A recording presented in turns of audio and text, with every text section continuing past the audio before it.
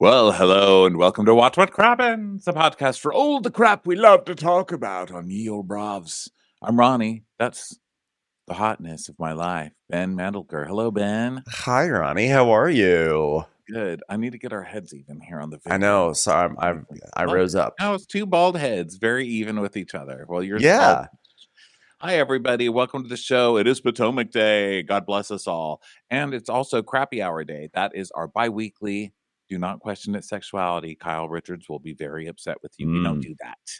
But it's our bi-weekly Bravo gossip and news show on YouTube Live. Also streamed on Instagram Live if you'd prefer. And guess what? You'll always find it for free to the public on Patreon, which is also where you get all these videos right when they come out and our bonus episodes. So it's fun times over there. This week's bonus episode was just bitching like grumpy old fuckers. We just Yeah. bitched about everything that old people need to get off of our chests, our very saggy chests. So we did that. So go listen to that. And tonight on Crappy Hour, we have a very special guest, YouTube's own Kempire, the Kempire channel.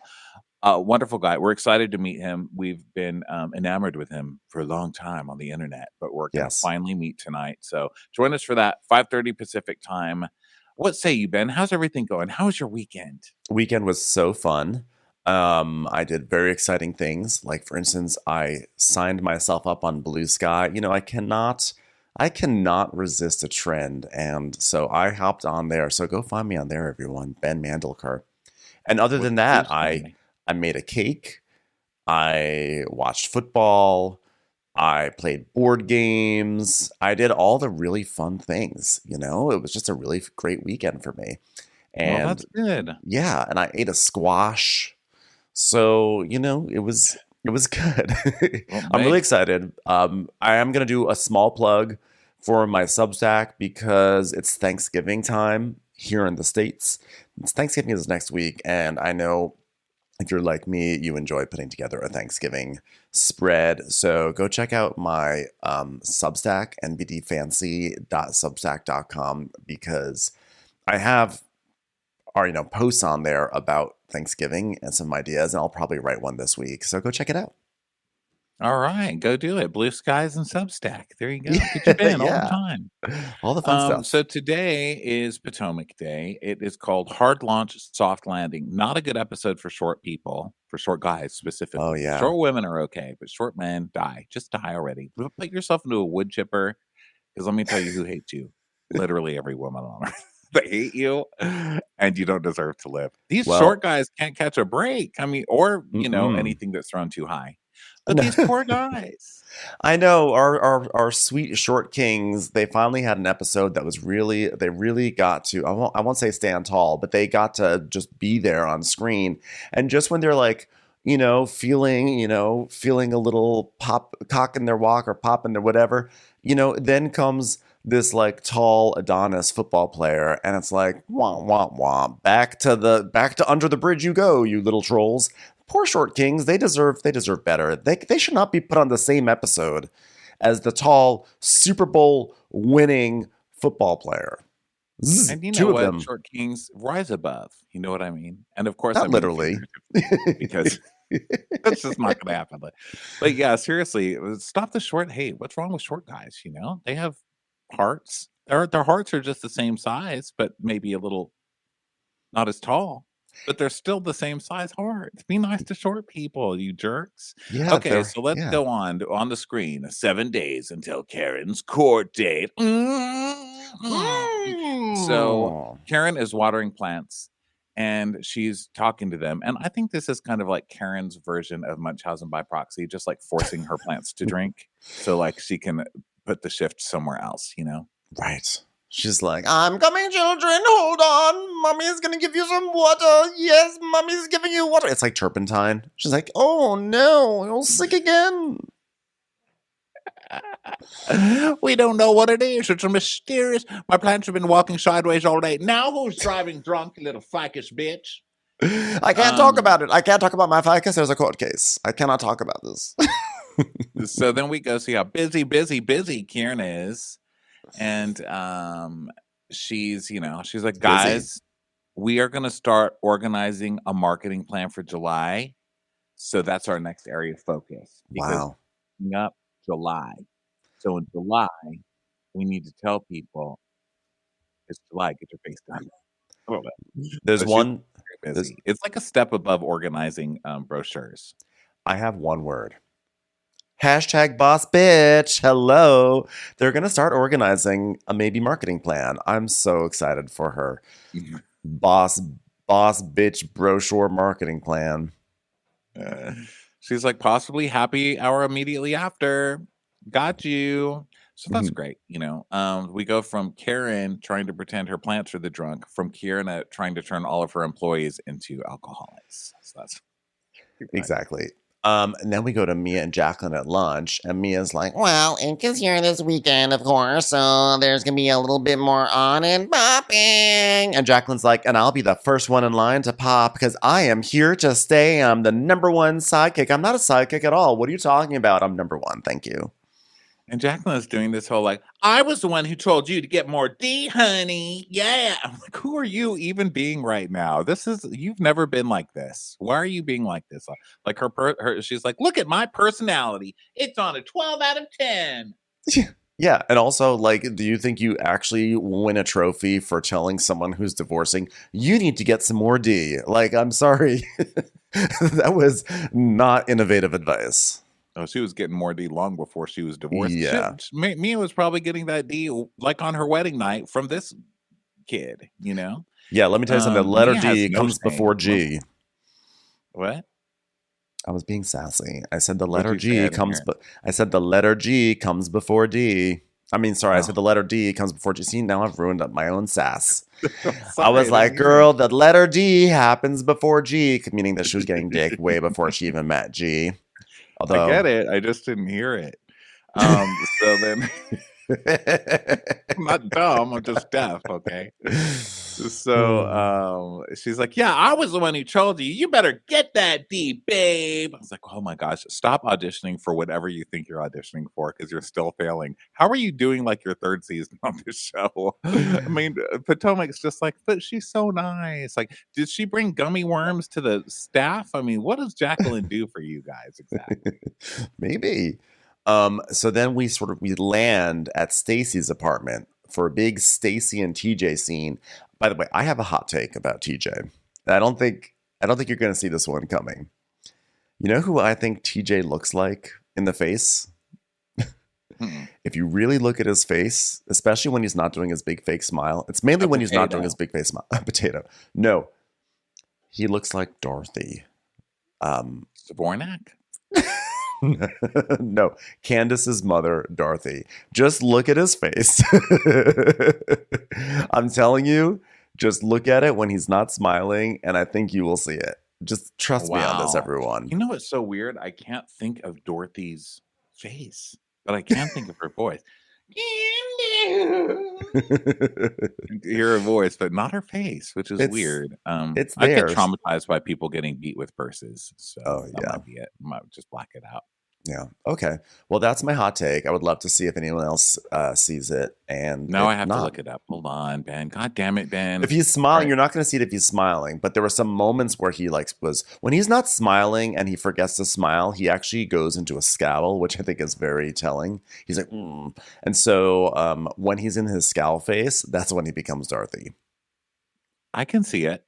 You see it? Actually, here, yeah. Hold on. Let me pull it up so everybody can see We're gonna share see it what with you're Crappens on talking about. Demand. Yeah, hold on. Oh gosh, of course we've got a million ads now that I have to pop off here, but yeah, let me share it too.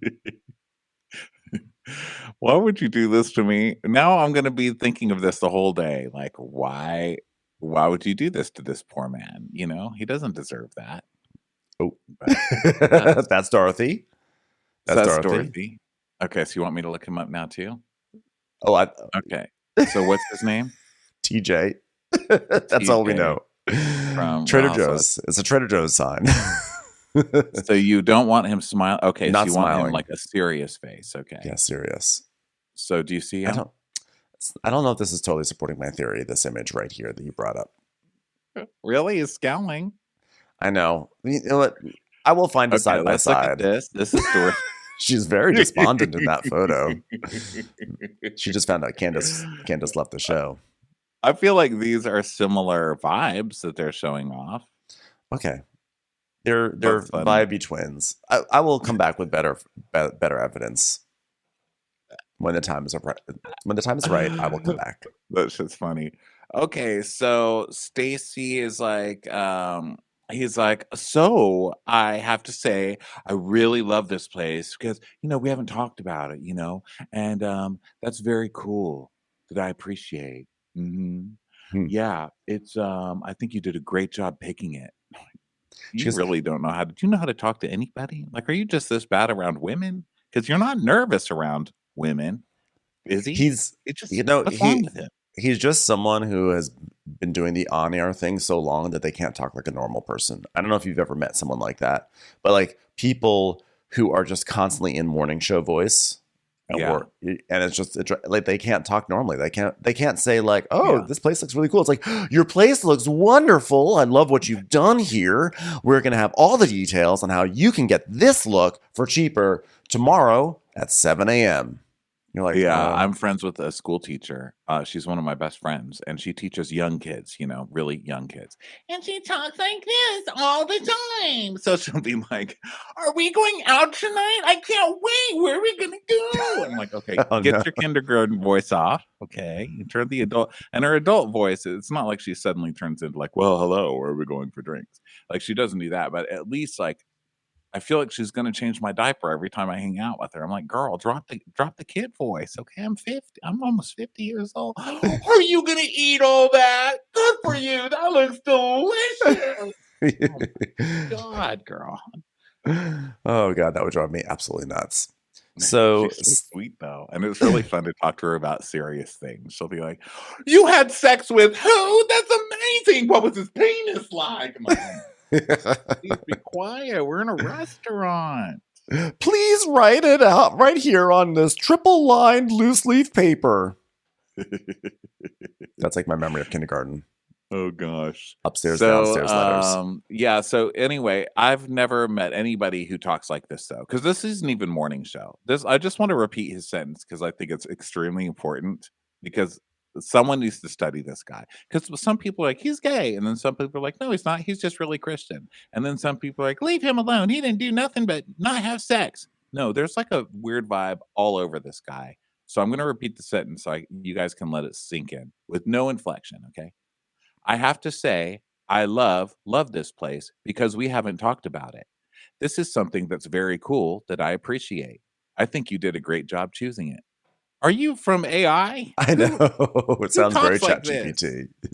It sounds very, very chat GPT. So Stacy's like, I love my crash pad. My new space away from the complications of my divorce. It's a place where I can go when my husband's at home with Arabella. It's like my little sanctuary away from Arabella. And Stacy then says, so we're here in my new crash pad. So we're going to do something to mark this occasion. And I'm going to paint you and you're going to paint me. And then maybe I'll give you a blowjob. Just try to sneak it in there, TJ. I see you running for the door. Okay, it was just a joke. Just a joke, TJ. I meant blow on your soup. Have a seat. The name Arabella sounds like a casino in a small town, doesn't it? Like Mariah Carey's coming. And she'll be playing at the Arabella. Damn, poor Mariah. I'm sure there's a casino in Idaho called the Arabella. There was someone on Love Island UK named Arabella, and she came back for All Stars, and she just kept on getting dumped. And every time she get dumped, she's like, "I just don't understand. Like, what is wrong? Like, I'm like a 10 out of 10. What are people doing this to me? It's like, are you kidding me?" I wish I could be there so I could be the host and I could be like, "Ciao, Arabella," or I could be like, "Bye, Arabella." Say something every time she gets kicked off. How about Arabella? Era, you made an era, and now it's Ciao Bella. We'll reach out to Ariana, see if she can hook that up for you with her Love Island connects. She's too famous now. I know, she's so famous now. She's like, she's so famous. She's president. She got nominated. She got elected. She actually got elected into presidentism. She won a state. So anyway, where were we again? Oh yeah, Stacy. So she's like, Arabella, I'm going to so gamble in her later for Fan Pen Arabella. Bingo. I just love the way Stacy says Arabella too. She really like leans into every single syllable. Arabella. So she's like, so since we're in my new crash pad, oh yeah, so we're gonna paint, okay? And then we will reveal our portraits, and then the winner gets something good. Season passes to the zoo? Yes! Season passes to the zoo. That's exactly what I was gonna say, TJ. Because everything is a childish thing, right? We're going to paint, and whoever does the best gets a prize. Then they talk about going to the zoo all the time. It's so weird. It's like, do you want a juice box or my box? Choose. What do you want? Like, Jesus, get an adult, please. So then he's like, I just want to go to the track and work out. Let me guess, you shower there. And she's like, wait, is that what you want to win? And he goes, yeah, what do you want? She's like, a dick. What do you think I want? A dick. I don't even care what the dick would look like at this point. You could have a pinky dick. I don't care. Just give it to me. Give me some dick. He's like, the track? She's like, no, I'm sorry. I want to give you a spa day. Spa day. I want to give you a spa day. He's like, okay, so one of those spas, you go to the women's side, I go to the men's spa. Sounds great. No, no. Oh my gosh. Okay, I'm flirting with you. Accept this flirtation. He's like, hey, I am. I am. Hey, look, I can flirt right back with you. I'm going to open up some paint. Look at me twisting off the top, and I'm going to show you that if you really want to get a dab of paint, you stick this thing in it. And that was flirtation. He's like, now some people like putting this thing in the hole to punch it until stuff comes out of the hole. Personally, I like getting another tube and slapping them together until something happens. It's like, wait a minute. Here's how we're going to paint. We're We going to call it take these sword two. fighting. TJ, what are you doing with those tubes? Oh, I'm sending them to Tube Zoo. Do you have a paper towel? The tubes really like to work out and then go to the zoo. I'm flirting with you back. Yeah, really mature sexuality jokes aside, there's just no sexuality here. So just give it, and that's okay. Some people just don't have very high everybody, there's so many different things that get you one that does. You know what I mean? Get the right thing. Don't keep Yeah. waiting for something that's never going to come. You ordered your food an hour ago, it still hasn't come. Go to McDonald's. You know what I mean? Stop waiting for your freaking food. It's going to be inferior by the time it gets here anyway. It's going to be stale. It's going to be sitting under that heat lamp for an hour. You don't want it. But Get a better plate. it's also, I think it's in combination with his cheesiness. He's like really cheesy, which is why everyone's like, something is like off with this guy. And like, it's one thing to be like, okay, I'm devout or whatever, but it's like the devout and the super cheesy vibes that are happening. Everyone's like, no, everyone believes this is a front. So Stacy's like, TJ has been very clear that he is a devout Christian, so that means we are practicing celibacy. In case you didn't know, I just have to bring it up one more time in case you're wondering why I'm hanging out with a creepy ass guy right now with a giant smile that looks like he wants to kill someone and when he's not on camera. So now that I've been celibate for over a year now, it's been a challenge. It's time for a commercial. It's time for a Crappens commercial. So she's like, "Oh, this is what people do when they're on dates." And he's like, "And don't they have wine?" She goes, "Oh, you would like a glass of wine?" He's like, "No." She goes, "Oh, right, because you don't drink, you don't smoke." He's like, "I don't sleep with you." I'll say it. There. That's what I thought you were going to ask for, but I'm not going to do it. Good luck to you. Am I right? You're not getting anything from this. She's like, This well, isn't fun. Like, he can be Christian. It doesn't mean you have to. Let him pray. It's freedom of religion, but it's your freedom to not practice. Go, let him yeah. practice celibacy. You practice fucking. Go do that. Yeah, exactly. So then she's like, well, could I ask for that for you to sleep with me? And he goes, listen, you can ask Santa Claus for a new car, but that doesn't mean you're gonna get it. And she's like, okay, well, that went downhill quick. He's like, Santa sorry. Claus would fuck you faster than this guy. Yeah, I'll bet you if you asked Santa Claus to fuck you, he'd do it.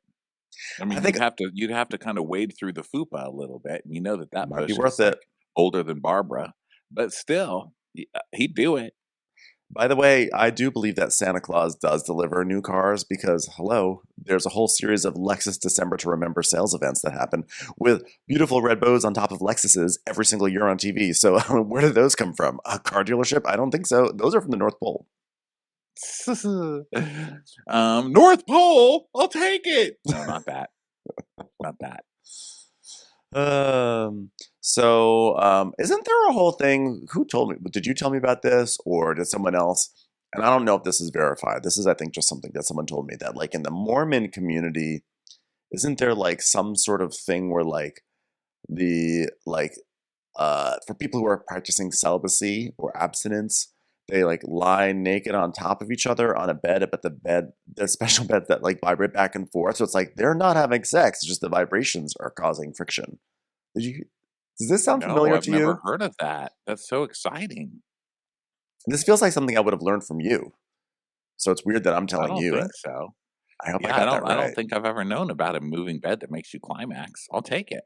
I'm just saying that could be something for TJ, because it's like he's just lying there. He's not having sex. He's just lying there. And it just so happens that the furniture is moving. I love that you're like tricking God. God's like, wow, look at them just enjoying their time. Okay, I'll just move on to, all the hurricanes.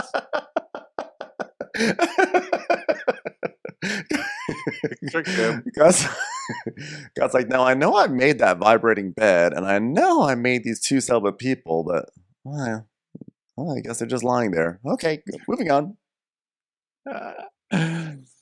So they're joking about how he's not going to bang her, and she goes, "Well, I guess that went downhill quick. So let's just have the next conversation. I'm going to capture everything beautiful about you. Oh, those muscles! Yeah, I'm going to get those muscles." He's like, "You're not going to get those muscles, but you can have fun painting them." So then they show each other their paintings, and they're cute. It's like two 5-year-olds did paintings of each other, and hers is basically a big penis, and his is of like a no sign, like that goes over no smoking, but with a little stick figure of a lady in the middle. So it's just cute. And then he burned it up. It was so weird when he lit it on fire and threw it out the window. He said it was too sexy. Yeah, he called it a witch, and that was done. Yeah, it was awkward. By the way, I did look it up, and the Mormon thing, it's called soaking, and but I don't know if it's actually verified or if it's just an urban legend that goes around. But for people who are like, Ben, it's called soaking, that's what it's called, soaking. Well, I don't know. I suggest no one look that up on Pornhub, because I don't think that's what's going to come up. Yeah, I think we don't want to see any sort of visual of two people just lying on each other while the bed shakes. No. Okay, so this was really sad. And then she's like, "Well, I have to tell you, on our girls trip, they asked me about you and our relationship. They don't believe that you could, be a man of God. They think, that you're running game on me. What do you think of that? Please be running game on me. Please. Oh God. Running game on me right now. Please. Oh, running Cleaner game? Is that like going to the track where we're going to run and then work out? God, I'm so glad they were talking about me. Thank you so much. Thank you so much for bringing me up on your girls' trip. Now I know why there are cameras here. This is really working out well. She's like, so we see flashbacks of Giselle asking questions about TJ and everything, and the women being like, okay. So TJ goes, listen, I'm okay with them saying whatever they want to say until they meet me. And she says, so you're going to meet them on Friday because Jassy is having an event for her Super Bowl winning boyfriend who she has sex with. Lots and lots of sex with him all the time. Wow. Hold on one second. Let me just imagine what that is like. All right. I repressed it. What were we talking about? We're going to celebrate him because he just won Super Bowls. Oh God, big Super Bowls. They're probably just ready to rip. Super Bowl? Sorry. Okay. She says it's a small get together. You're going to meet everybody. But when I say laugh, I mean, they're like, oh, bah! They're going to really laugh. And he's like, well, guess what? They're not making fun of us. Okay. Because I'm trying to follow God. So they're not making fun of us. They're making fun of God. And he says it so excitedly. He's like, they're making fun of God. It's all good. They're not making fun of us. They're making fun of God. And she's like, okay. All right. Still horny. Still don't want to go to the zoo. Don't care who they're making fun of. because I have needs that need to be met. Okay, great. So then we go to Ashley's house, and she's hosting tonight. And Mhm. it's really cute. I don't know if she uses like a Siri or if she uses an Alexa, but I just the song that plays now every time Ashley comes on is bang, bang, bang. Lock those kids up. You're shooting. You're at work. Put those kids in a crate. I don't care what you need to do, but every time she comes on the screen now, it's not only children, it's child terrorists. Okay, It is. protesting something with Ryan with iron arms, iron bars, hitting up against things. Put those kids away. Give them a Benadryl. I can't take anymore. It is wild. These are the loudest kids on Bravo, but also these are kids who are adamant about spending as little time walking on a floor as possible. Last week we saw one kid on top of this SUV, and then this time like both kids are just flopping around on the kitchen island. Now I don't know, is that like normal for toddlers? Because like my instinct was to say they should not be on that kitchen island, just sitting there flopping around, sitting just like they should be like if they're gonna sit and eat like their apple slices, do it on a chair or the floor, but not the kitchen island. But am I naive? Is this like Yeah. a kid a place where parents put their kids these days? Yeah, yeah. Kids love kitchen islands. Yeah. Okay, well that's fine. I mean, look, My if that's first the way it memory is, was if that's the way it is, that's the way it is. Okay, I can be flexible.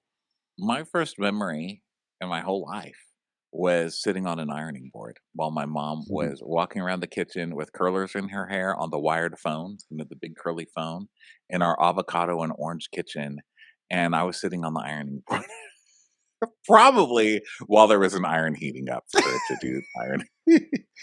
Isn't it ironic? Don't you think? There was a kid in my elementary school who had like a big sort of like orange sort of like oval kind of like scarred or dark patch because he once thought the iron was a telephone and he picked it up and put it up Oh, against his cheek. That could have oh been you, gosh. Ronnie. That's what I'm trying to say. No, I didn't answer the phone. I was like an adult even then. It's like I'm now. I don't answer the phone. I don't hate it. I like You're like, texting. And back then I was like, send me a telegram. Like, well, I didn't answer the fucking phone. I'm not getting off of this ironing board. I'm busy. So then, anyway, Ashley's having Giselle and Karen over, and she's making buckets of bevs. And Giselle's there first, and they're talking about how they need to talk to Karen because Karen has to do some court time. And then we see 5 days until Karen's court date, and a screenshot that says, "But the plants are the real alcoholics." Dun, dun, dun, dun, dun, dun. Yeah, so Ashley's offering some drinks and everything like that, and some beverages, and they're sort of settling down. And Ashley starts talking about how Ashley is saying, she offers up, she goes, do you want some olive oil and lemon, this olive oil and lemon drink? And Giselle's like, olive oil and lemon? And she's like, yeah, it's supposed to be like good for her skin. I'm like, girl, that is not a drink. You're drinking salad dressing. Olive oil and lemon juice is salad dressing. But does it work differently when you just drink it? I don't think it works at all, I'm gonna say. Really? Because people have Olive been oil and doing lemon that juice, I mean, I think they're for both years. healthy ingredients, but I don't. It's like she's like, yeah, it's this new thing where you take lemon juice and mix it with olive oil. I'm like, yeah, I do that every single night when I make a salad. Literally, add some dill and some pistachios. It's delicious. God, you're so fancy. God, listen to that salad. Dill. I had some dill and some Oh yeah. pistachio. It's like, Oh yeah. wow. First rule. Anytime I go to the supermarket, no matter what, even if I don't have a plan for it, you always pick up a little thing of dill and you always have dill ready to go and you throw it Yeah, in that got your little salad. Allison Roman dill It's an going. Allison Roman salad. I'm telling you, I've been making it for like 4 years straight. It never gets old. Dill, Love it. pistachios, garlic, and this new magnificent health drink called olive oil and lemon juice. But I think this olive oil and lemon is something that the people who don't eat a lot of calories do because they don't get any calories. So it's like a Got way it. of getting your calories and your fats while also just not having to eat. And it's like what really thin people do. It's like when thin people are like, "Oh, yeah, I eat all the time." And you're like, "Oh, really? What do you eat?" They're like, "Oh gosh, nuts, peanut butter." So I Air. tried that and I just kept gaining even more weight. And I was like, "This is bullshit," And then they're like, "Well, what else are you eating?"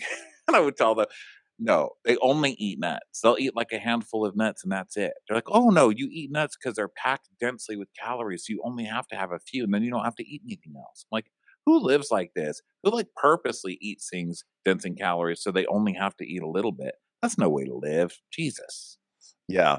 You know what's funny? It's like if olive oil and lemon juice is like, if that's the thing you drink because you don't really eat very much, what does this say about the people who have just lettuce with olive oil and lemon juice? It's like, whoa, whoa. That's that's pretty intense that you're taking on the lettuce there. Yeah, it's disgusting, you sloth. This is Glutton. you glutton adding lettuce to the olive oil and lemon juice. Oh, yeah, it's like when Um, people are like, "Oh my god, you eat fruit? What kind though?" And you're like, "Grapes." "The worst kind?" "Well, watermelon." "Watermelon? That is the worst fruit." "Bananas?" "Oh, bananas are oh, let me guess. For vegetables, you eat carrots." I'm like, "Yeah." They're like, "That you eat the Snickers bars of vegetables." That's actually what a Weight Watchers lady named Janelle once oh told me God, a long Janelle. time ago. You know what? Fucking Janelle. I think you need to revisit the things that Janelle has said to you because you've carried them with you for a very long time. Well, And I every now started and when I then was 13. Janelle shows up on this podcast and you're like, well, unfortunately I can't eat that because Janelle told me. And I'm like, you know what? I think it's time that we put Janelle on trial because I don't know if she's necessarily right about the things that she has said. I don't think she's right either, and I'll bet she's chubby too. I'll bet she's chubby now all these years later, and fucking judgy ass Janelle. I'll bet she was like, "Screw that! I'm not listening to anything."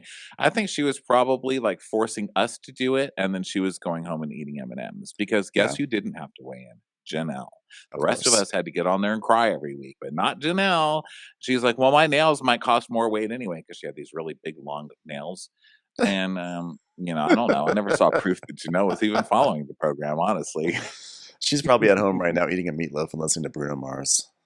Like, surely he's not talking about me. It's a different Janelle. It's you, Janelle. That's It's fucking you. you. Okay. You traumatized my poor Ronnie with all your bad misinformation, Janelle. She's like, this wouldn't even be me. He's not even talking about El Paso, Texas. Yes, I am. I'm talking about El Paso. Well, there's a lot of Weight Watchers meetings in El Paso. Surely he's not talking about the one that took place on Saturdays at Zach White Elementary on Love Road. Yes, I am. Yes, I am talking about that. Janelle's Janelle, like, it's you. I mean, he was obviously a gay child. I was just putting on a campy performance for him. Did he really take what I said seriously? I didn't even like dick until you told me Snickers are only for gay people. She's like, I was just trying to be a gay icon for him. You are a gay icon. That you won with. I love you, Janelle. They'll never make me hate you. So let's see. So now they're talking about Ashley's mom, and she's like, "Oh, I put my mom on olive oil and lemon because she has heart problems." Don't give your mom olive oil to drink because she has heart problems. Listen, people, you're not your own doctors. Ashley, that especially pertains to you. You don't give someone with heart problems, you don't have them chugging fucking oil, girl. She's like, no, she's on a strict vinaigrette only diet. So, We cut the fat out. we got all that fatty iceberg lettuce. So, so then she's talking about, yeah, she's just trying to get her mom to be healthier.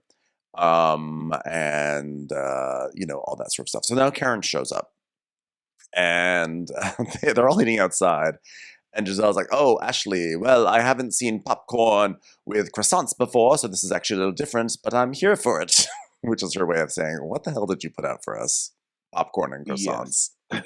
Yes. Matthew's like, yeah, my kids love it. So let's see. She has to get an Omni something, some sort of a test, right? So Her then mom Giselle, does, yeah.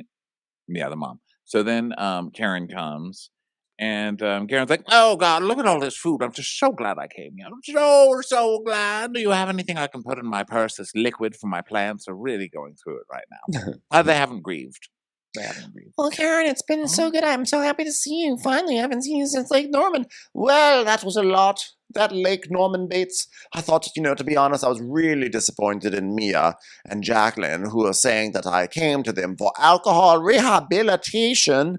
And Ashley's like, well, they said you needed help. She says, well, that's what Mia said. She's a liar. She's an opioid addict. Oh, did I say that part? But anyway, she has a problem with opioids. Anyway, I do hear that they based Breaking Bad off of her, so I don't know. Read what you want to read. It's all on YouTube. love that Karen was stalking Mia's YouTube to find evidence of Mia Yeah. wrongdoing. Because then we see the YouTube clip, and it's from 2019. And Mia's, oh God, it was 2019. Why does it look like 10 years ago? Mia looks so Yeah. different, right?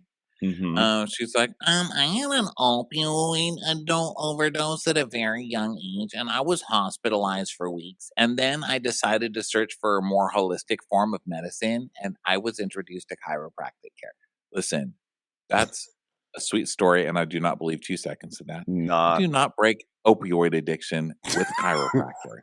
I'm sorry, no. but this is absolute crap, and please don't Yes. people believe that, okay? Go get some real help. Mia is like a known liar, and I just always laugh when her lies surface. Okay, she What? says she had an opioid overdose at a very young age. So right now she's what, like 37, 38? She was like, I don't know, she makes it sound like she was 12 years old when she had it. I'm not even going to debate it because it's a little tacky to debate when she had her Well, I overdose. believe that, But I believe that she had issues and stuff. I'm just saying I don't believe that. I think she it's kind broke of it with dangerous to tell people like you healed that with chiropractor. Like, I just thought it was such a yeah. I agree. I sort of chuckled because she's like, I had an opioid overdose, which is like such a scary thing to say. Like you're like, oh yeah, I had an opioid overdose. But luckily, because of the joint chiropractic, I found a new way forward. It's like, oh, really? Okay. yeah, it's like her own cult type thing. So Karen's like, go ahead, look at the YouTube, look at the YouTube channel. Fascinating stuff. Fascinating stuff. And Giselle's like, well, Karen's deflecting. It's so funny. Giselle, this whole scene was really funny. Everything Karen said, she'd be Yes. like, deflection. And deflection. Yeah. She's like, I just hope she doesn't lash out. And Karen goes, well, you know what? I'm proud of Mia that she beat it. She beat the opioid addiction, and but of course, if you strike at me, I'm like an opioid that doesn't miss, okay? Because I'm going to strike at you and I will finish it. I mean, bottom line is, let me be very real right now. Normally I would like to say, let me be very clear, but now I want to be very real too. So let me be very real right now. I have to protect my peace. Maybe not so much traffic medians, but I will protect my peace. And Giselle's like, we know you have a big week next week. Huge. Yeah, clink, clink. And Karen's like, yes, it's true. And she's like, so how are you feeling? And she's like, well, let's be very real. Let me be very real right now. Completely transparent and real as real can be. I did nothing. And I'm innocent. So anybody else? I'm sorry, I can no longer speak about this. Well, do you want some lemon juice and olive oil? I'm sorry, I cannot discuss beverages right now. There is a court case, so we'll just have to put that on the back burner for right now. I just can't sleep. I wake up at 3 a.m. and I take Ray's balls off of my forehead and I say, Ray, please, put your balls on the ground. I cannot wake up another night at 3 a.m. being suffocated by your balls. Funny thing is, he's across the entire room. Let me tell you, those things never stop growing. Men stop growing, but their balls and their ears never.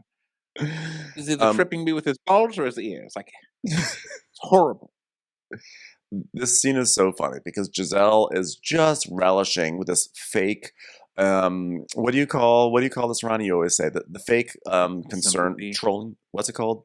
Oh, concern trolling. Where she's like, Karen, so you have a court so case worried coming about up. your drunk So what about driving court case? your court case, which I'll mention again on camera. She keeps mentioning it. It's just so gleefully because she just knows how uncomfortable it makes Karen. So then Karen, of course, but this is what they all do to each other. So I'm just like, just cracking up watching it. And she's like, well, it's really hard when you want to open up, but legally you can't. You are legally not allowed to open up. Unfortunately, I have to keep all my emotions and thoughts and feelings repressed inside me because it's against the law to be open. So I can't say anything more. I'm sure you all understand, America. But I've paid my lawyer and I've talked to Jesus. We good, ladies. Well, everyone has expressed how much we want the best for you, and if you do need to go to a rehab facility, we can do that too, and we can hold up our cameras and watch you go in, and we'll clap and then laugh afterwards, so, anything you need from us. Oh, I know. And you know what? I really, really appreciate that. And I'm here for you too, Giselle, because I know that Jamal was engaged. How are you feeling about that? Yeah, Karen is very happy like a car starting out in the snow with that. So I guess I'm going through a hardship. How about you, Giselle? Looks like your man found someone before you. How do you feel about that? God, you're so lonely and sad. How's it feel to know that you're going to die alone? How's that feel, Giselle? I've always got a shot in my person in case you just need to be put down, Giselle, out of your misery. Like a broken horse that no one's ever going to ride again. How do you feel about that, Giselle? You know, soldiers have little cyanide pills, and when things get too tough, they just can eat that and just go down quietly. Maybe you would like that someday. But next time you try to go out to eHarmony, you get no responses. Take the pill, Giselle. Take the pill. Go towards the light, Giselle. You're useless on earth. How does that make you feel, Giselle? And Giselle's just like, reflection. And she goes, well, I knew it was coming. And I'm happy for him. Like, I told him to get married because you know who needs to get married? Pastors and politicians, which are basically the same thing. I love that she has that in her head. It's like pastors and politicians. That's who needs to be married. Commercials. Here comes one right now. Yeah. They also, a lot of cheating going on. Yeah. A lot of cheating going on there.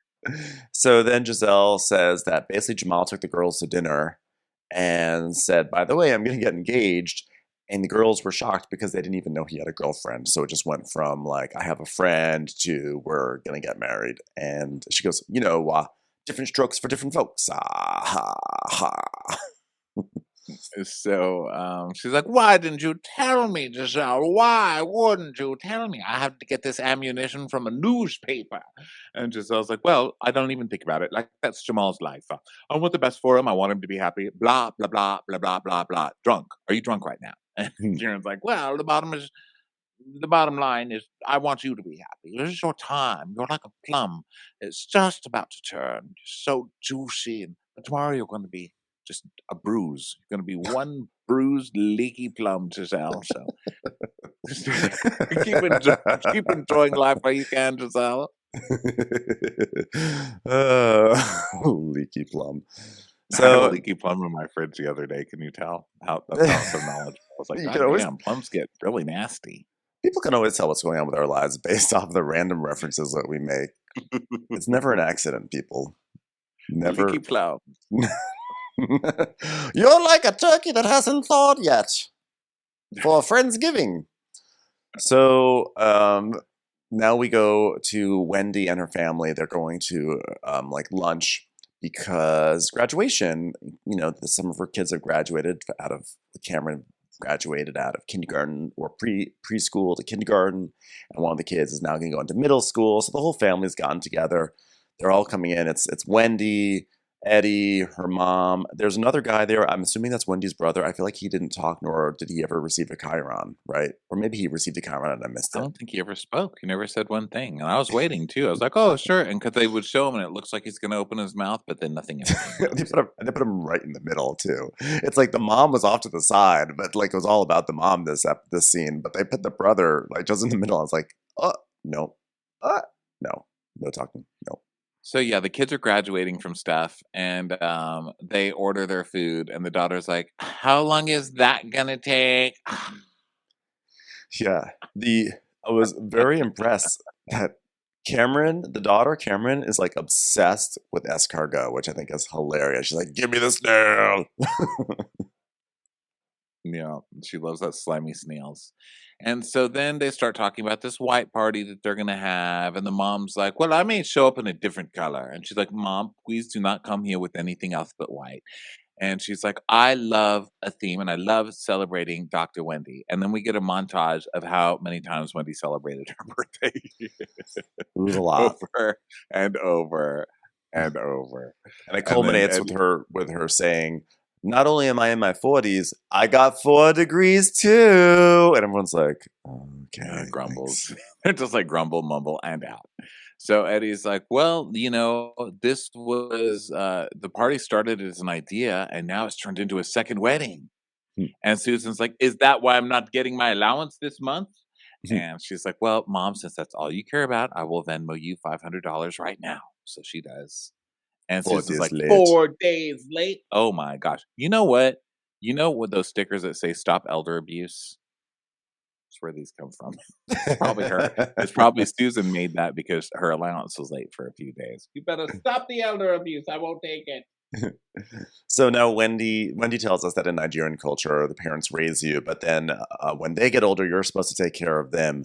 And her mom does not care about any of Wendy's expenses. Her mom is basically always there at the start of the month with her hand out, being like, okay, time for allowance. Come on, where's my $500?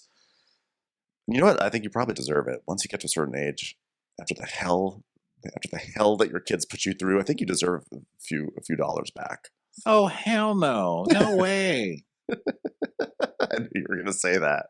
No way, As soon as the man. words came out of my mouth, I knew you could be like, absolutely not. Yeah, remember when you kicked me out when I was 15? Screw you. You're not getting shit. You're lucky I buy you M&Ms occasionally. No, I'm just kidding, guys. If you ever need it, call Ben. He's very giving. I will. I'll take care of your parents. So Wendy starts talking about how for this white party that they're doing, that they invited Eddie's side of the family.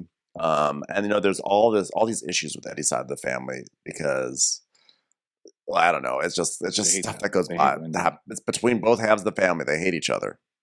Yeah, they hate each other, and it goes back to their village and like them calling each other evil or something. I mean, there was something back there. I forgot the whole story. Like there was I forget the whole story. You know what? I'm gonna bungle it. So sometimes it's okay to just be quiet because I don't really remember the story. But it was something back to their village, and it carried over to here, and it's not good. So they've never come to anything. The wedding, they don't know the kids, any of that. But now they're mysteriously going to show up, and so she's like, "Are they coming in peace?" Because you don't really know, because they could be coming to be like, you've been talking shit about us on TV for 5 years. Yeah. So we're just coming here to tell you, fuck you on camera. Okay. Stand up for ourselves. So I'm kind of hoping it's the latter just because that'll be more fun for us. Yeah. Yeah, But I'm really let's see. excited about that. Yeah, but they basically have not been showing up to anything. So they are intrigued to know whether they're going to be coming. And so then they're talking to the kids. And Eddie's like, well, by the way, congrats to the graduates. We're very proud of you guys. You've achieved a lot. And this is just the beginning. And Wendy's like, and you guys can do whatever your heart desires. My only requirement is a master's degree. And then if you don't get your master's degree, please understand it is written in your trust fund and you will not get your money. So you decide, do you want the money, the trust fund? That's up to you, which is kind of funny. And it's like, my first thought was like, I like that. She's like laying down the law. But then Susan's like, why are you being so soft? An option? You're giving it an option? Yeah. I was like, oh, damn. Susan's taking it to the next level. Yeah. And she goes, this is not how to raise children. This is the option. This is my seed. I press success on their lives. And I say, Holy Ghost, fire. Holy Ghost, fire. Yes, Susan. She's like, it's not like if you choose not to do this, you're not going to get money. It's like, there is no choice. You are doing this. Her and she's like, Holy Ghost, fire. If you succeed, I succeed. And you'll be sending me my monthly allowance. So thank you. Get to school. And he goes, thank you. That was a beautiful prayer. So now we go back to Ashley's house. And now this is when her mom comes over and the kids are like crawling all over everything. And she's like, Okay, Mom, well, we're on this healthy journey together, right? So I made you something that's called balsamic and grapeseed oil. Enjoy. And she's like, Mom, I just we're together on this health journey, so any resource you need from me. Well, besides, I've really only got olive oil and a lemon. But can I get some romaine? You can't borrow money, Mom, but you can have some olive oil. You want some more? Mom, drink this olive oil. She's like, do you have any arugula? No, just olive oil. That's it. So they're talking about how her mom's like battling heart disease and everything, and she wants her mom to be healthier. And she's talking about really her divorce. Disease, though. That's the thing. What did you say? Her mom's not really battling heart disease, though. She may have it. She's not battling it. I think battling is when you're like, damn, this heart disease, I'm going to fix this. Sheila's coasting heart disease. She's like, I've got it. It's there. That's kind of what I'm like when the doctor, whenever the doctor tells me something, I'm like, well, What are you going to do about it? They're like, well, you need to make some lifestyle choices. I'm like, LOL. Okay, well, see you soon. I'll be sure to get my will in order. What kind of joker are you? Lifestyle changes. Get And the fuck out of here. the doctor takes off his mask. It's Janelle. Oh my God. She's like, got you. I've been tracking you. Here's what you need to do. Here's what fixes almost everything. More than prescriptions, even. Lower calories. Okay? Peanut M&Ms. I'll tell you what So, to put inside of you. Nothing.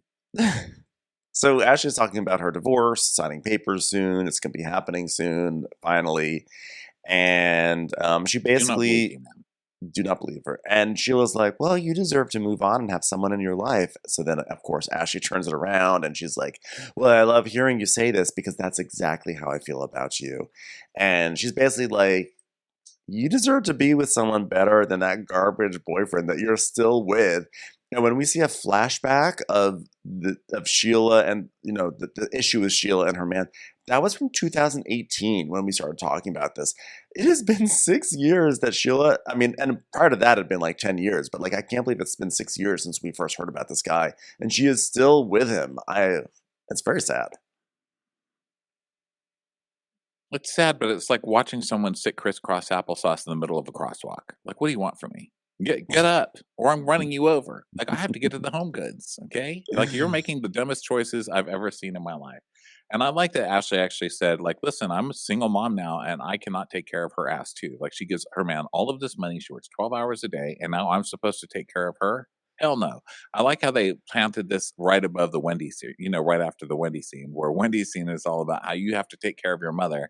And then we get to this one, and Ashley's like, you better find a man who can take care of you because this is not Dr. Wendy's house. She's like, I don't want to take care of you.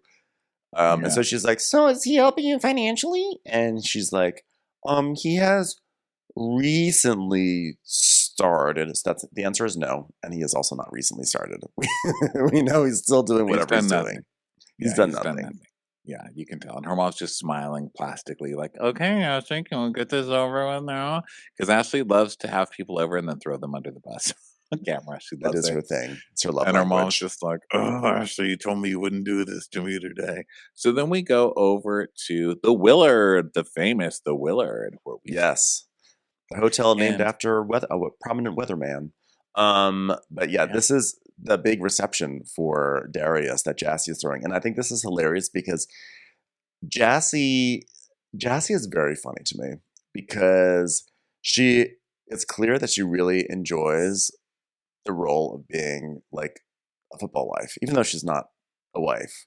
But like, she becomes very prim and proper when like discussing Darius and this event, and she goes, I am so extremely proud of Darius, and being honored at the White House was really a moment to celebrate him. So I'm excited to see these ladies. And you can just see she sort of puffs up a little bit, and she's like, we must act proper right now. It's hilarious. I love when the Real Housewives do this kind of stuff.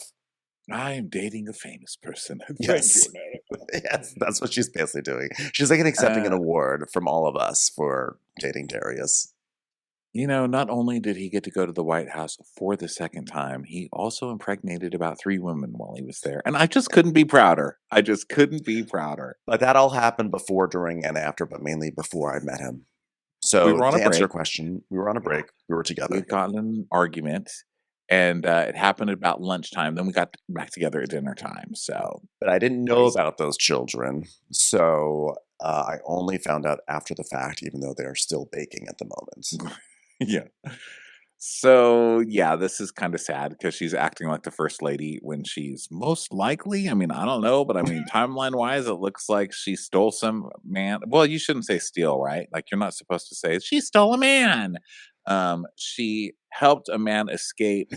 What would you say? She I would drove the say- getaway car for the man who impregnated somebody twice? Or was she like having an affair with this guy and then he finally left the lady after the second child? I don't know. It's hard to figure out from unclear. the timeline what she did, but it's not above board. We know that much. You And just so know that she's having a fancy party at the Willard acting like the first lady, and it's kind of embarrassing. she's like the last and lady. the only reason she's not being called out is because he's rich and gorgeous. Yes. Yeah, no, she's definitely doing first lady when her position is third or fourth. So so everyone's showing up So Ink walks in. This is like this is Ink's first scene, I think, with the other women. So Giselle's, they're all looking at him because he is short. He's our short king. And Giselle's like, well, Karen said he was DJ Applebox. And yep, she's right. She just starts cracking up. DJ Applebox is so rude. Oh, so rude. So Also, great. Ray's not tall either. Isn't Ray like a little shorty too? That's funny. So then Giselle is telling Ink, she's like, so I hear things are going well between you and Gordon. And he's like, uh-huh. And Mia's like, oh, let me tell you, when we're together, there's nothing but love. You'll see it in a scene coming up. It's Yeah. amazing. It's like truly, truly the greatest love of all. Whitney's going to come back just to see it. I mean, it is amazing.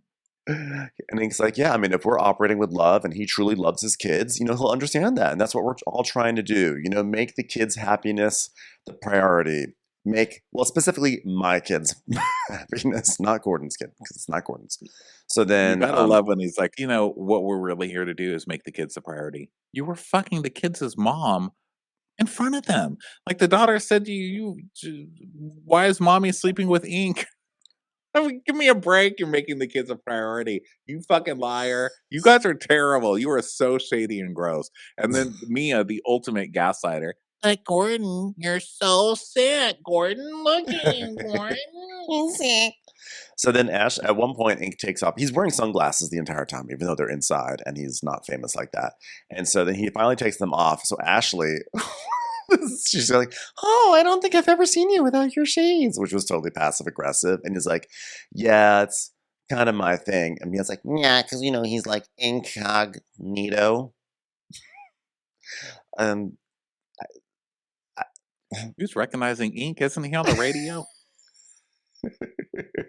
I'm just like, this is, you're not like Diane Keaton showing up in a shirt and tie. Okay, like, relax. You don't have a fashion video. You're not like Michael Kors in his black blazer and black t-shirt. Okay, you're so incognito that no one knows about you. So like, let's like relax on this front first. Yeah. So Kieran and Greg arrive, and then Jassy is like, well, I don't want to hype shame people, but it's another one who's shorter than I would have met. That's not fair when you're dating a 7 foot tall person, okay? Your man took all of the height for all the other people, It's like he's like the top 1%, and you're like sitting here making fun of the 99, That's not fair. Also, Greg is taller than Kierna, I'd like to point out. So they are it doesn't matter for girls. It's only bad if you're a boy. No, but what I'm saying is that like Jassy is like height shaming Greg, but like Greg is proportional to Kierna. Normally the issue is when the woman is taller than the man. That is like traditionally something that women seem to have like that. The common feedback is that women don't love that. And in this case, I'm saying Kierna and Greg is not an issue. So I was like, Jassy, shush. You said, you listen, you already are dating a very tall, muscular person. Don't make fun of the shorter social worker. Right. It's like Heather Dubrow making fun of a poor person. You know what I mean? Like, you're worth millions of dollars. You shouldn't do that. And he's worth millions of inches. That's not cool.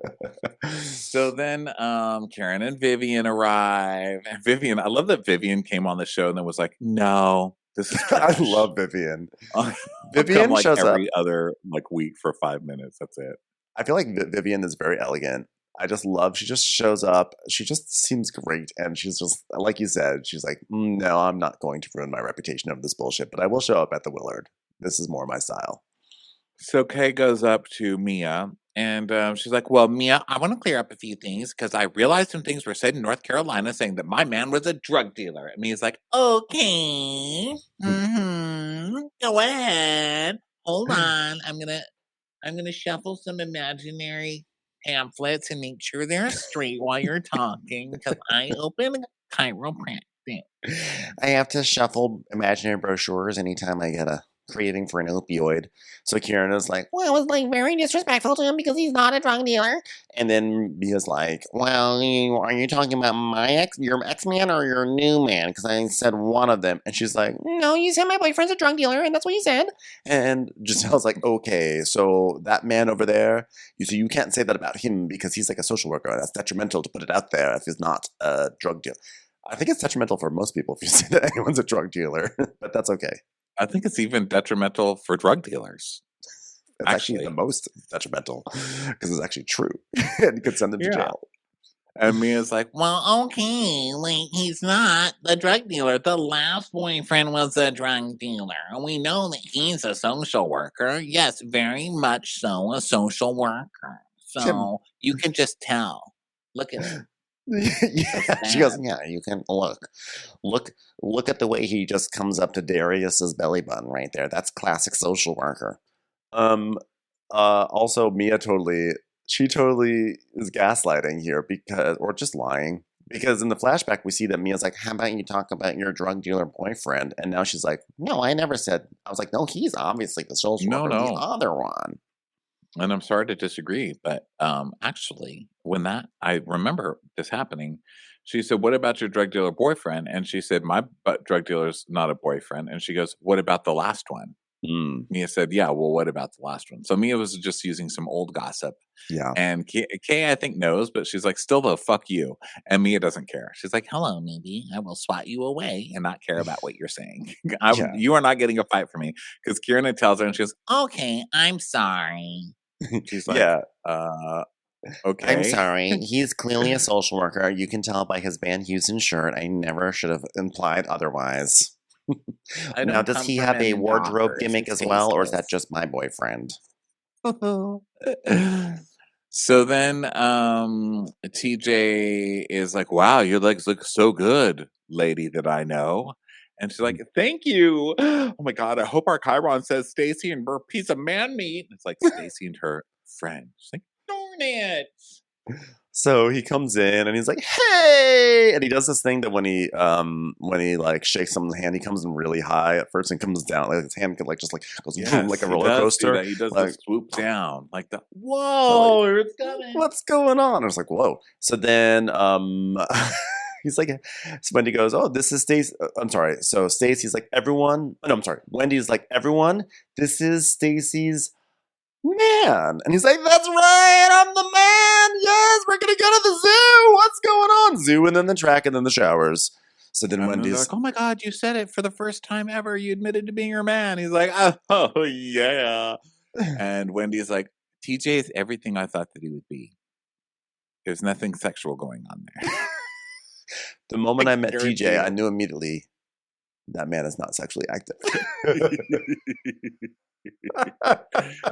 And it is funny because he does have like youth pastor energy. You know, he's like, whoa, taking a van ride. We're all taking the van ride to white sands. There are hills made out of sand that's white. Ashley's like, So, Stacy's shared that you guys are friends, that you guys have like a really good friendship. he's like, yeah, nothing, no funny business ever. We just got closer. She's like, oh, and Eddie's like, well, you know, a lot of times great relationships often start with a great friendship. And he's like, right, they have to, right? Because after that, it's just physical, boring. Who cares about physical? What I'm talking about is going to the zoo. Am I right, everyone? High five. Who wants a high five? Low five? Any five? Come on, zoo people. And Ashley's like, Mayday, mayday. she does say, what do you guys do together? He goes, well, how about this? We just went to the zoo yesterday. What do you think of that? My God, listen, man, I know that you're not having sex, but you don't have to kill my boner. I mean, Jesus. Listen, I know you're holding a lot of stuff in right now, but why are you going to a place where you got to hold the animals in too? Like, go to places where things roam free.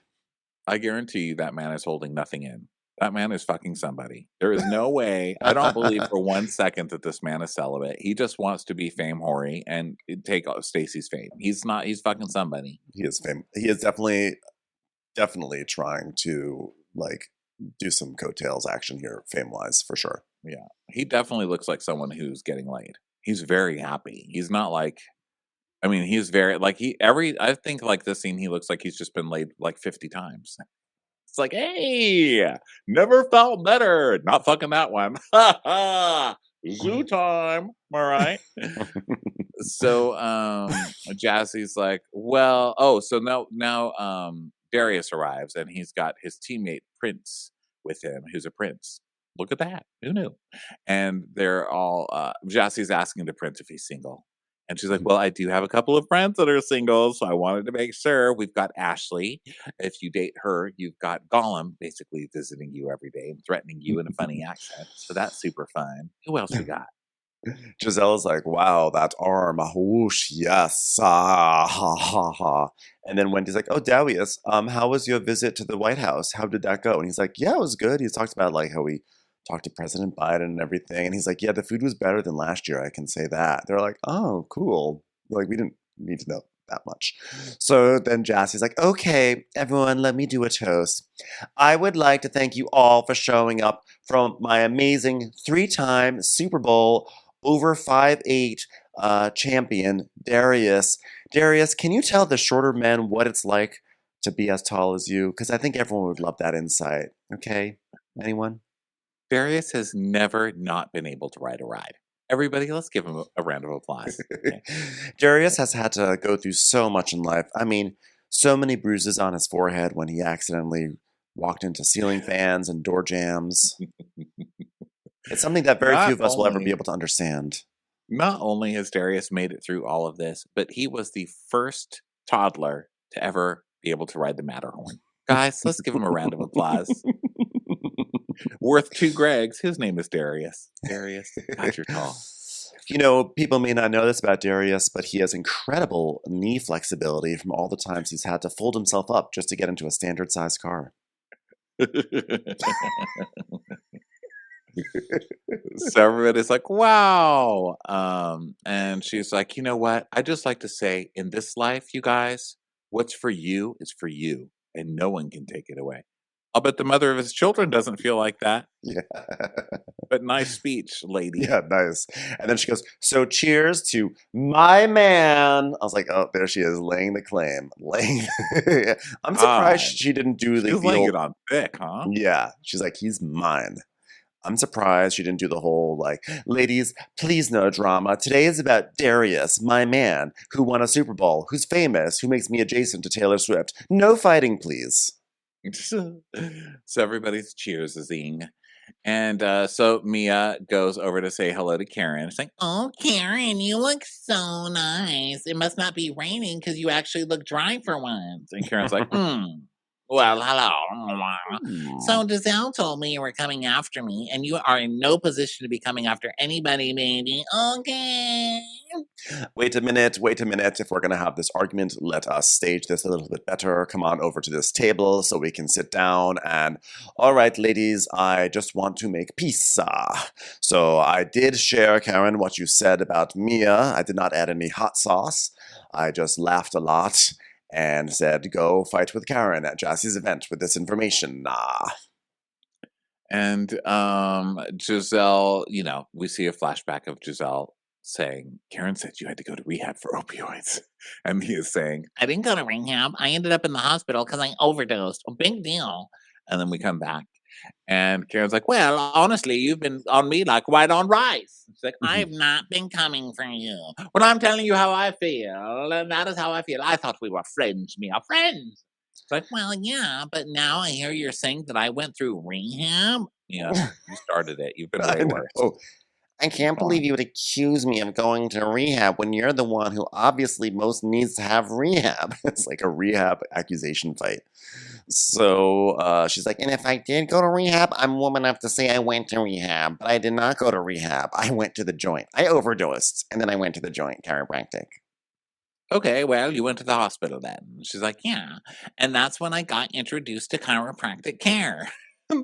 And they ask her about her opioid addiction. And she's like, oh gosh, it was right after Josh was born because of the cesarean. And so I got addicted to the pills.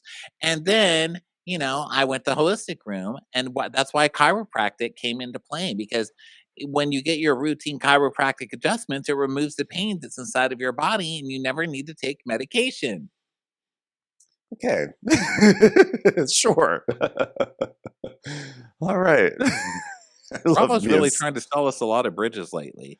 I We've got the know. chiropractor bridge. We got the Scientology bridge. What else you guys cooking up over there? I know, right? So Karen's like, well, so it's not too far-fetched for me to think that you were in rehab. And Giselle's like, well, you were being messy. She's like, well, I was returning to serve. Giselle's like, well, can we just get past it? Well, if you don't start shit with me, there won't be no shit. It's like Andy Burris said. Mia's like, I'm not coming for you, Karen. I love you. And if I do come for you, it'll be with an ambulance because I really love it. And probably a straitjacket, because you need that, too. She's like, well, your love is very strange, girl. She goes, oh, it's real. It's real. I have so much respect for you, Karen. I know what you're going through. It's really hard. I really, really do. I mean, I just wish you could find chiropractor for yourself. You fucking addict. I just wish that when we were in Lake Norman, I could have put you down on that bench and had someone snap your neck around in half at my first ever joint chiropractic. But unfortunately, they had no idea who I was, so we had to leave there right away. So she's like, as a friend, sometimes your friends will always tell you everything that you want to hear. And like, I'm not a yes friend, I'm a liar friend. Okay, and you know that. Yeah, Karen. And Karen's like, you are messy and you're not supportive. And now that can change. Well, probably. Well, there's hope. I'm gonna say that you're wrong and I'm wrong for now for going low. So everybody there, I said it. I'm wrong. Everybody, where's the applause? Where's the applause? I've been wrong before, not often, but I was wrong for about 5 seconds, Sam. I'm very sorry for going low, and I just want to make a promise to every woman here at this table. I will go low again. I will do it. I will do it. I will do it quickly, and I will do it lower every single time. Because when you go low, I return the serve. and Mia's like, well, I'll go lower. She says, oh, we know how low you go. We just met him. And Ashley's like, Can I be on ground zero? Just be on ground zero. And Karen's like, we're on ground zero, and she's where the balls hang lower. All right. Mia goes, well, I like balls. She goes, oh, well, you know all about balls, don't you? Oh God, she's at ball level. That's where she is. And you know all about low balls. It's like, well, no, okay, well, I'm not the one. You know about you've been on a lot of public balls. How about that? So it doesn't matter. You may have normal heighted balls, but they are public for everyone. You might as well be on the MTA ball line right now. Big public Balls balls. are your profession, professional ball person. And she's like, yes, it is. and so Ashley's like, because now it's just devolving into gibberish, So Ashley's like, I think we made progress. She was like, yes, they actually did. This ball discussion's actually a good sign right now. So now Mia's talking about how Karen's court date's coming, so she's just going to give her a pass on that one. Yeah. And so Mia goes over to Ink, and they're like, what happened? And he says, what happened? And she's like, oh, nothing. It's not even worth it. I'm completely unbothered. Wah, wah, wah. So then we go to lunch with Karen and her cousin David. Yeah. So this is the scene where Karen is going to make a case for herself that she was drunk driving because she hadn't really mourned yet. So Karen's like, so much has happened. It started with the taxes. How they did not send a clip of the tax press release. Yeah. Or the tax press conference scene is beyond me. That was sorely missing from this. Shame on you, editors. Shame on you. But I do appreciate the deer in the opening of this episode, so thank you for that. Lots shame of on deer. you for this. Yeah. So she's like, oh, cousin David, I haven't seen you since the morning of my accident. Actually, when she first walks in, she's like, hello, handsome, sexy man. Who are you? Are you single? Just kidding. I'm actually your cousin. That was a disgusting joke if you think about it. She's like hitting on him as a joke. So she's basically tells him, apparently he was on the phone with her when she got into the accident, so he starts crying because that was traumatic, because that Karen was like, oh my God, there's 3 deer standing in the street right now, which one should I hit? He's like, Karen, don't hit any of them. She's like, fuck all of you, and then just boom boom plows into all 3, which turned out to be just one. And he's crying because he's very upset. And she starts her load of crap, basically. Like, it's been so stressful and I've never mourned. Karen, we've seen you mourning for 3 years. I mean, that's not to take away the pain. And I don't think that kind of pain ever goes away. I'm not saying that. deflection, though. Come on. It is a little. I agree. And so yeah, she's like, oh well, stress. I have so much stress. The silent killer. And so he's You're the crying. silent killer. You are the silent killer. You don't get to call things a silent killer when you ran over a deer. I am so sorry, David, that you heard the crash that Giselle probably caused by adding more stress to my life. Let's be honest, it wasn't my fault. It's all those girls, all those evil, evil girls. But I'm so sorry, David. I know this was difficult for you. Yeah, so he cries and she hugs him. She's like, we're blessed, we're blessed, we're blessed. So then we go to Mia and Inks. And Ink is just winning children over. How you win them over? He's like, guys, you want a surprise? It's sugar. And they're like, ah! They go fucking crazy. They go crazy. Mia's kids are so sweet and so lovely. It really is heartbreaking to know that this is gonna eventually really affect them. And like right now, they're just innocent and they're just very loving. You can see they just are full of like so much joy. And so they're like hugging Ink Almond and everything. joy. What'd you say? Almond joy. Yeah, Ink's like anyone. Sometimes you feel like a nut, sometimes you don't. Am I right, kids? Which one do you want today? So they're like, Jeremiah's hugging him and everything, and it's just so sweet. So then Gordon comes in, and Mia's like, co-parenting to me is a top priority, just behind gaslighting Gordon, but we're getting a divorce, and sometimes, there's just like no boundaries. It can be a little uncomfortable, and something that we need to discuss with Gordon, so there we have it.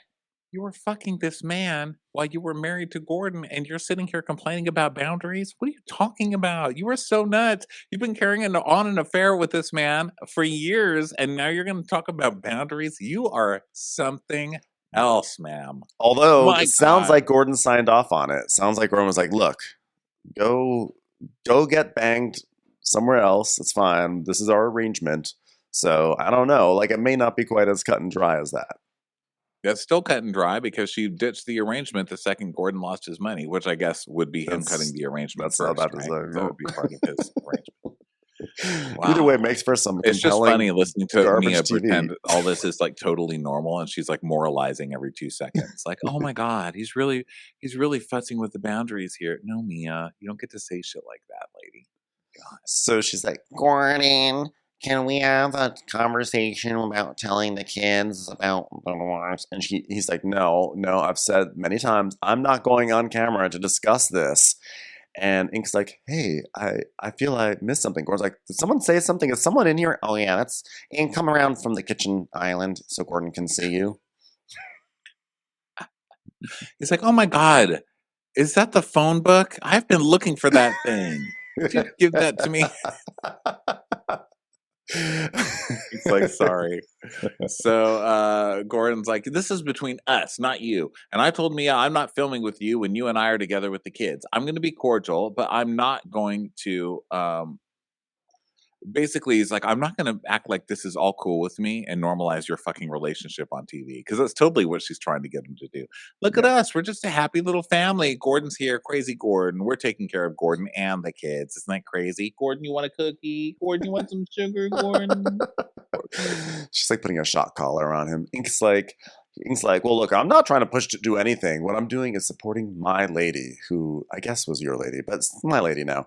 And what I'm doing, okay, like, is I am here for co-parenting reasons. But even outside that, we get along, Gordon. I don't have an issue with you. And Gordon's, it's like, yeah, we have a lot of work things. We have to work things out because we have to figure out what's best for our kids. Maybe not hashing this all out on TV, Mia. Yeah. So Gordon's like, I won't do it. I'm not going to make this okay. I'm not okay with it. And Ink's like, well, I don't need your promotion, which, bless Ink, doesn't really understand words. And Gordon's like, well, I didn't ask you to. I'm not about enriching this situation. And Mia's like, there are children involved. Okay. Like, I don't care. But he is around children, so you should want to know what sort of man is around your kids. Ink is like, technically one of them is my kids. So Gordon's like, well, when I look at him, I see a person that has had adultery with my wife. I also see a person who's trying to separate my family. And that's what I see when I look at him. I was like, this is so dark. This entire scene is wild. Yeah, and Ink's like, "Oh, that's crap, that's crap." And he goes, "Oh, that's not what she said." And he goes, "Oh, wait, time out. You guys were already in an expired situation." Oh, it was expired, wasn't it? Was just the time ran out on it? He had his time with the library book and now it's up. What the fuck are you talking about, man? And Gordon's like, "Well, what about you having an affair with my wife? And shortly after we got married, she got pregnant and had an abortion because of you." Okay. You know what? I was like, this Come on is now. wild. So wild. And so Ink's like, well, that's my first time hearing about that. And Mia's like, stop. And And Gordon's by like, the way, not bullshit. affected at all. Gordon's like, He's like, yeah, you had an affair with my wife and then she had an abortion because of you. So he's like, Ink's like, yeah, I did not know about this. So Gordon's like, and did you have 2 affairs with my wife at least? I'm like, is it 2 affairs or has it just been kind of one long continuous affair? Because let's be honest, this thing never stopped. Gordon, she was having an affair when she married you. I think it's pretty apparent now that she's always been with Ink. You were the affair. She just got married to you. Yeah. And Gordon was having an affair also, wasn't he? Wasn't he? With Mia?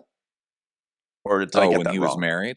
Wasn't I he don't married when he met? remember. I don't remember. There's so much messiness I between mean, the I two of these. assume so, which is terrible, but I just assumed, older guys.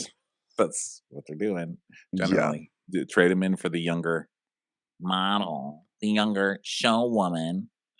Ballroom stripper. So, Gordon was like, so Mia's like, well, understand those circumstances, Gordon, because you were going through something. You were so poor, Gordon. Does anybody have something Gordon can suck on? He's losing it again, everybody. He's like, well, was there adultery committed? She goes, well, I was willing to make it work and stand by your side. It's just not fair. You know what you put me through? What you put me through was not normal. And he's like, okay, you know what? I'm done here. So he's going to leave. So he leaves. And Mia's talking about how she's been in this relationship that she's wanted to leave year after year after year, which I believe, actually. And she said that because of his illness, she would stay in the marriage.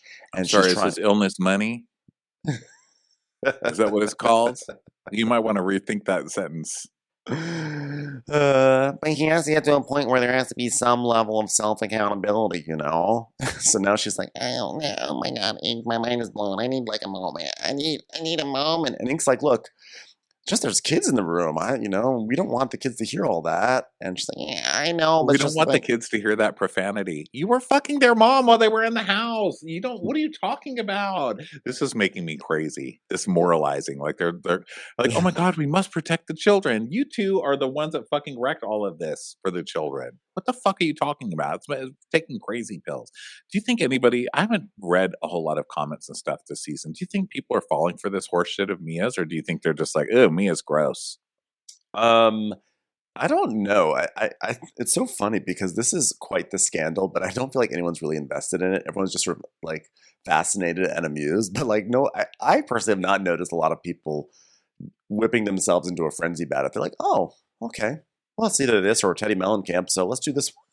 Yeah, let's, I know. this is I what we think have. it's interesting that I feel like in any other show, this would be huge. This would be a huge scandal. But I just feel like with Mia and in particular, it's just like, oh, but it's Mia. So like, of course, like Yeah. nobody's surprised. It's just like, oh, there's a Mia storyline. Yeah, and she just is like, I guess it's the issues that I have is because the shelter, I've sheltered the kids, and I don't want the children to be privy to us figuring it out. Although I'm pretty sure that she said preview to us figuring it out, which was funny to me. Yeah, she said preview. And she's like, the kids don't even know that you and I are like an item. Yes, they do. And she's like, they just think you're my best friend. And that's what I wanted to talk to Gordon about while the kids are here. Like, if you didn't want the kids being previewed to this information, you could have done this at a restaurant, Yeah. So she's basically like, she's saying that she's lived 11 years of this craziness, and like, Gordon, Gordon, you can't influence me any longer. I'm not a 22-year-old girl. I deserve happiness. I'm done. And that's where the episode ends for the week. Dun, dun, Dun, dun. dun. Well, that brings us to the end of the Real Housewives of Potomac.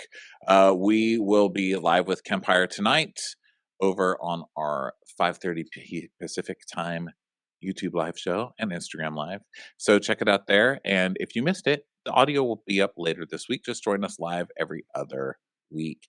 Also, that's it. If you want to watch That's us, it. go to Patreon. If you want bonuses, go over there. And we'll see you next time. Guys, you know what? We love you guys, okay? Bye. Watch What Crappens would like to thank its premium sponsors. Ain't no thing like Allison King. It's always automatic with Ashley Auto. Ashley Savoni, she don't take no baloney. Put your hands together for Carly Clapp. Get on the right foot with Chrissy Offit. Dana C. Dana Do. Aaron McNicholas, she don't miss no trickolas. Jamie, she has no last namey. You'll never hide from Heidi Eleanor Jones. Hava Nagila Weber. Know Your Worth with Jason Kurth. Sip some scotch with Jessica Trotch. She's our favorite streamer, Caroline Peacock. Kristen the Piston Anderson. Bringing the funk, it's Leslie Plunkett. She gets a name from us, it's Lindsay D. Let's give a kisserino to Lisa Lino. Always killing it, it's Lola Alkalani. We love her on the rocks, it's Melissa Cox. Megan Berg. You can't have a burger without the Berg. Have a heck of a time with Rebecca. The highest tally, it's Sarah McNally. Cast a spell with Shannon Spellman. The Bay Area Betches.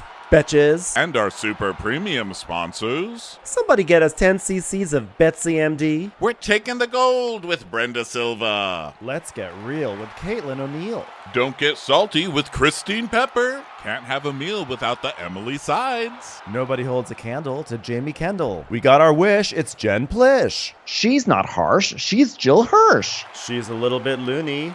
Junie. My favorite Murdo, Karen McMurdo. We love him madly, it's Kyle Pod Shadley. Let's go on a bender with Lauren Fender. She's a whiz, it's Liz Sarthy. The incredible edible Matthews sisters. She eases our woes, it's Melissa St. Rose. Give him hell, Miss Noel. Ring that bell for Rachel. She's the queen bee, it's Sarah Lemke. Shannon, out of a cannon, Anthony. Let's take off with Tamla Plain. She ain't no shrinking Violet Kuchar. We love you guys.